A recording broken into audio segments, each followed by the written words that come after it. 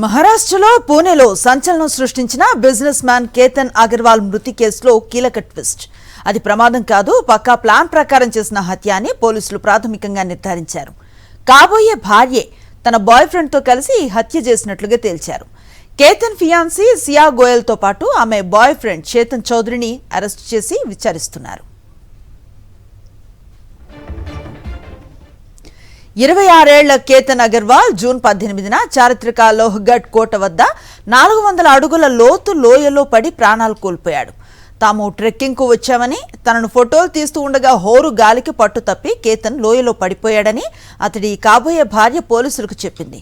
దీంతో తొలుత అంతా దీన్ని ప్రమాదంగా భావించారు. అయితే విచారణ సమయంలో సియా గోయల్ పొంతన లేని సమాధానాలు చెప్పడంతో పోలీసులకు అనుమానం వచ్చింది. ఆ తర్వాత తమ స్టైల్లో విచారించగా కేతన్ అగర్వాల్ది హత్య అని తేలింది.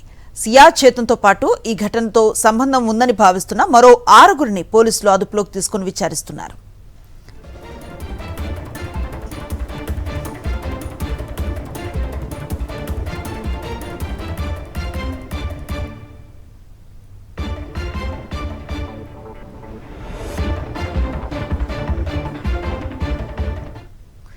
పుణే సమీపంలో గహుంజే ప్రాంతానికి చెందిన కేతన్ విశాల్ అగర్వాల్ తన ఫ్యామిలీ రియల్ ఎస్టేట్ కంపెనీలో డైరెక్టర్గా ఉన్నారు.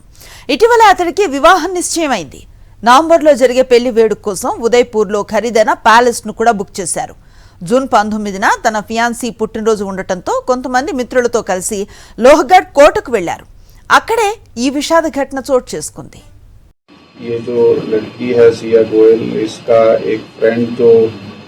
चेतन चौधरी नाम का है, जो यहाँ पे ये लड़की है, इसकी फैमिली का काम है मार्केट यार्ड में, उनकी भी दुकान उधर ही है.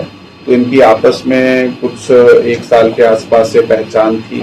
तो इन दोनों ने ये प्लान किया और प्लान करने के बाद इस घटना को अंजाम दिया और उस लोहगढ़ किले पे इन्होंने वो केतन अग्रवाल को धक्का दिया और वो नीचे गिरा और उसकी मृत्यु हो गई.